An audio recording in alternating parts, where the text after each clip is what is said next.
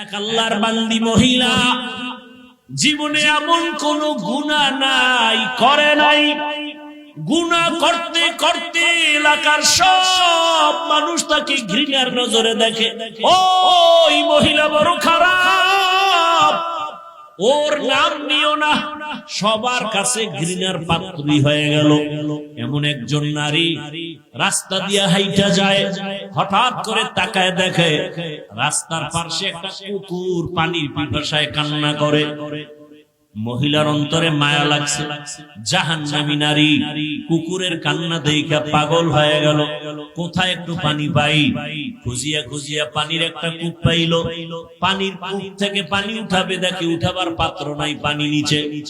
হঠাৎ করে ছিল পায়ের মধ্যে চামড়ার মুজা, চামড়ার মুজা খুলিয়া মুজার মধ্যে পানি উঠাবে, কিন্তু দেখে মুজার নিচে পানি নাগালে পাওয়া যায় না। আল্লাহর বান্দি পেরেশান হয়ে গেল। আরে আমি তো এই কাজটা করে যাই, কুকুরকে একটু পানি পান করাই, জীবনে তো ভালো কাজ করতে পারি নাই। এইবার চিন্তা করলো মুজা দিয়া যেহেতু পাই না, কি করা যায়। এবার মাথায় ছিল বড় একটা ওড়না। আল্লাহর বান্দি ওড়নাটা খুলিয়া এক মাথা মুজায় বেঁধে পানি উঠাইয়া এরপরে মাথায় বাকি অংশ পেঁচাইয়া চলে গেল কুকুরের কাছে, মুজার থেকে পানি পান করাইলো। রহমতের নবী সাহাবায়ে কেরামদেরকে বলেন, ওই জাহান্নামী গুনাহগার বান্দি কুকুরকে পান করানো মাত্র একটা গায়েবী আওয়াজ আসছে, অদৃশ্য আওয়াজ। কে যেন ডেকে বলে, রে বান্দি, তোর জীবনে যত গুনাহ করছো সব গুনাহ মাফ হয়ে গেছে। দেখেন, একটা কুকুরকে পানি পান করানো এটা কঠিন কোনো আমল না, এটা সামান্য, চোখেও বাজে না। কিন্তু ওই বান্দি জীবন ভর গুনাহ করছে, এতটুকু উপকার করার কারণে আল্লাহর কাছে পছন্দ হয়ে গেছে। গায়েবী আওয়াজ আছে, নবী বলেন হাদিসে পাকে, সাথে সাথে গায়েবী আওয়াজ, মহিলার নাম জান্নাতের খাতায় লেখা হয়ে গেছে। ভিন্ন দিকে আর একজন আল্লাহর বান্দি জীবন ভর শুধু নেক আমল, বেপরদায় চলে না, জীবন ভর নেক আমল, আজান হলে নামাজে দাঁড়ায়। ওই আল্লাহর বান্দি সন্তানটাকে কোরআন পড়ায়, দ্বীনের তালিম দেয়। আল্লাহর রাসূল বলতেছেন, জীবনের শেষ ভাগ যখন আসলো, হঠাৎ তার ঘরে একটা বিড়াল ঢুকছিল। বিড়ালটা আসা মাত্রই ওই আল্লাহর পেয়ারা বান্দি বিড়ালটাকে খাঁচায় আটকায় দিছে।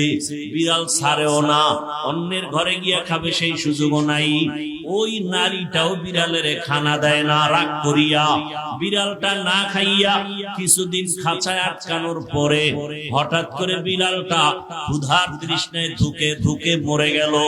রহমতের নবী বলেন, ও সাহাবায়ে কেরাম, এত বড় আমলওয়ালা নারীর উপরে হঠাৎ করে একটা গায়েবী আওয়াজ আসছে, ও আমলওয়ালা নারী, তোমার নামটা জাহান্নামের খাতায় লেখা হয়ে গেছে। একটা বিড়ালের উপরে জুলুম, জীবনের সব আমল বরবাদ। কিন্তু আপনি আমি যদি মানুষের সাথে জুলুম করি, শিক্ষক ছাত্রের উপরে জুলুম, ছাত্রের পক্ষ থেকে শিক্ষকের উপরে জুলুম, মা বাবার পক্ষ থেকে সন্তানের উপরে জুলুম, সন্তানের পক্ষ থেকে মা বাবার উপরে জুলুম, আছে না নাই? খুব কঠিন কথা। এই সামান্যতম একটা বিড়ালের উপরে জুলুম করার কারণে জীবনের সব আমল বরবাদ। আপনি আমি কত জুলুম করি, বাবা হইয়া সন্তানের সাথে জুলুম করি, স্বামী হইয়া স্ত্রীর উপরে জুলুম, শিক্ষক হইয়া ছাত্রের উপরে জুলুম, এইভাবে জুলুম মালিক হইয়া কর্মচারীর সাথে জুলুম। এরে আল্লাহর বান্দা, এই জুলুম করলে আপনার আমার উপায় কি হবে? এখন একটাই পথ, আল্লাহ বলেন, আমি তওবার দরজা খুলে দিলাম। আল্লাহ হেদায়েতের জন্য কোরআন দিলেন, কোরআন হলো ঔষধ। উলামায়ে কেরামের কাছে যাইয়া ঔষধ সেবন করিয়া নিজে জুলুম থেকে নিজেরে বাঁচাও। ও তুষার দ্বারার মুসলমান যুবক বাবারা, এক একবারও আমি এখন পর্যন্ত বলি নাই টুপি লাগাও। আমি এতক্ষণ বয়ান করতেছি, একবারও বলি নাই দাড়ি লাগাও, একবারও বলি নাই তুমি স্কুল সারিয়া মাদ্রাসায় যাও, একবারও বলি নাই তুমি আমার মতো হুজুর হও, একবারও বলি নাই তুমি চাকরি ছেড়ে দাও, ব্যবসা ছেড়ে দাও। বরং আমি সারা দেশেই বলি, ও আমার কলিজার যুবক বাবারা, স্কুলে থাকো, কলেজে থাকো, চাকরি করো, ব্যবসা করো, কোনো সমস্যা নাই, কোনো বাধা নাই। বরং আমি দোয়া করে যাচ্ছি, আখিরি দোয়া করবেন মুফতি সাহেব হুজুর দামাত বারাকাতুহুম। বলে গেলাম যুবক বাবারা, আপনারা স্কুলে পড়েন, কলেজে পড়েন, লেখাপড়া করিয়া অন্তর থেকে দোয়া করি ডাক্তার হয়ে যান, ইঞ্জিনিয়ার হও, প্রফেসর হও, পারলে তুমি ওসি ডিসিএসপি হও, এমপি হও, মন্ত্রী হও। তবে ছোট দাবি বেয়াদব হইও না। বলবা হাফিজ ভাই ডাক্তার হব, বেয়াদব হব না, কথার ব্যাখ্যা কি? ব্যাখ্যা হলো, 3 জায়গায় বেয়াদবি করলে মরার আগে তোমার জীবন নষ্ট হয়ে যাবে, ধ্বংস হয়ে যাবে। 1 নাম্বার জায়গা মা বাবা। তুমি যত বড় শিক্ষিত হও না কেন, মা বাবার সাথে বেয়াদবি করে যদি বরদোয়া নাও, আল্লাহর কসম মরার আগে তোমার জীবন পঙ্গু হয়ে যাবে। 2 নাম্বার জায়গা শিক্ষক। তুমি যত বড় শিক্ষিত হও, শিক্ষকের সাথে যদি বেয়াদবি করে বরদোয়া চলে আসে, তোমার জিন্দেগি বরবাদ হয়ে যাবে। 3 নাম্বার জায়গা উলামায়ে কেরাম। তুমি যত বড় মাস্তান হও না কেন, উলামায়ে কেরামের সাথে যদি বেয়াদবি করো, জীবনটা তোমার ধ্বংস হয়ে যাবে। চোখের সামনে দেখতেছো উলামায়ে কেরামের সাথে বেয়াদবি করিয়া ও ধুকে ধুকে মরে যায়, ক্যান্সারে মরে, লিভার ক্যান্সার, ব্লাড ক্যান্সার। এমনি হয় না, আলেমের বেয়াদবির কারণে বরদোয়া, মা বাবার সাথে বেয়াদবির বরদোয়া, শিক্ষকের সাথে বেয়াদবি করার বরদোয়া, মুরব্বীদের সাথে বেয়াদবি করার বরদোয়া। ও আমার যুবক বাবারা, তোমার মতো যুবক স্কুলে পড়ে, কলেজে পড়ে, চাকরি করে, ব্যবসা করে, তোমরাই জবাব দাও। 5 ওয়াক্ত নামাজও পড়ে এমন কি যুবক নাই? তাহলে তোমার বিবেকটাকে প্রশ্ন করো, তুমি কেন নামাজ পড়তে পারো না? তোমার মতো যুবক আজকে তাকায় দেখো, র‍্যাব, আর্মি, পুলিশ, বিডিআর এর চাকরি করে, 5 ওয়াক্ত নামাজি। নিজের বিবেকটাকে প্রশ্ন করো, তুমি কেন পারবা না রে বাবা? তোমার মতো যুবক তাকায় দেখো, রাস্তায় গাড়ি চালায়, সময় মতো নামাজ পড়ে, বলো তুমি কেন পারবা না? তোমার মতো যুবক সন্তান ব্যবসা করে, দোকান বন্ধ করে নামাজে দাঁড়ায় যায়, বলো তুমি কেন ব্যবসার লাইনে নামাজ পড়তে পারো না?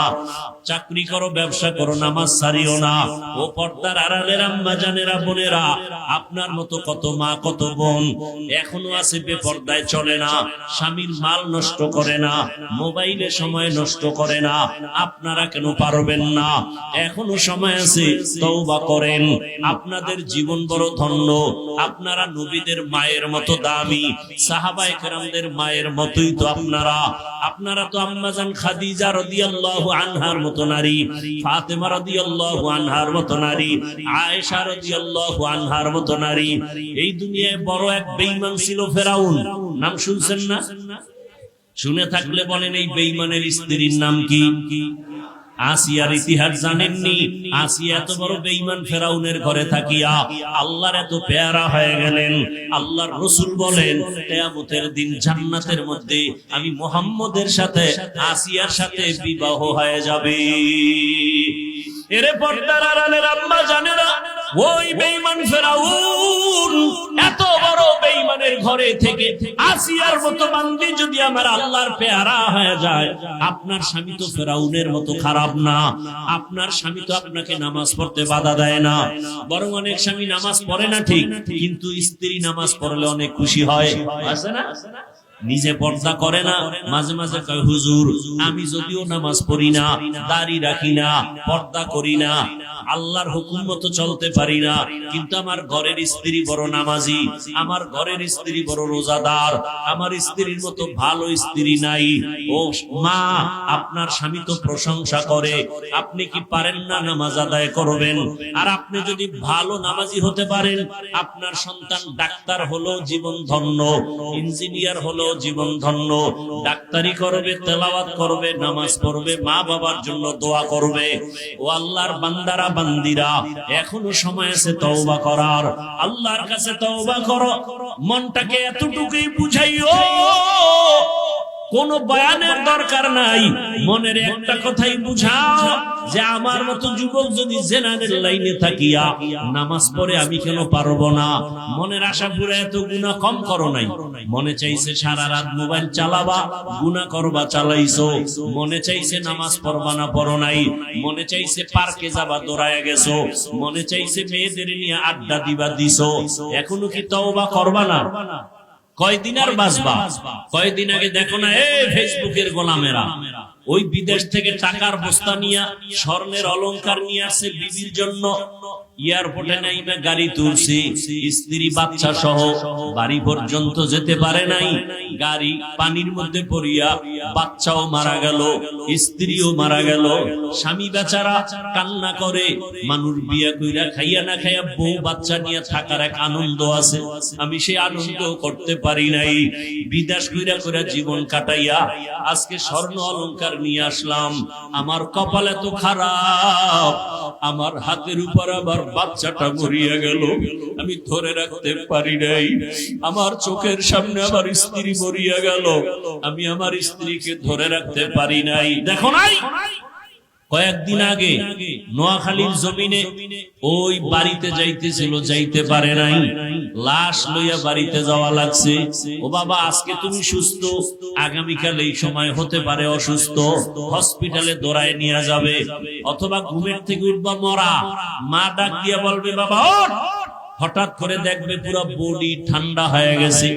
মায়ের অন্তরে বাড়ি লাগছে, একটা চিৎকার দিয়া বলবে তোরা কে কোথায় আছো? আয়, আমার বাবায় দুনিয়ায় এখন আর জিন্দা নাই, তাড়াতাড়ি আয়। বাবায় দৌড়াবে ইমাম সাহেব আমার ছেলে মারা গেছে, জানাজা না দিয়া যাবেন না। কেউ দৌড়াবে কাফন কেনার জন্য, কেউ যাবে আবার কবর খনন করার জন্য। কালকে তুমি লাশ হয়ে যাবা। তোমার যে বন্ধুটা এত কাছের হঠাৎ করে মোবাইলের নাম্বার ডিলিট করে ফেলবে।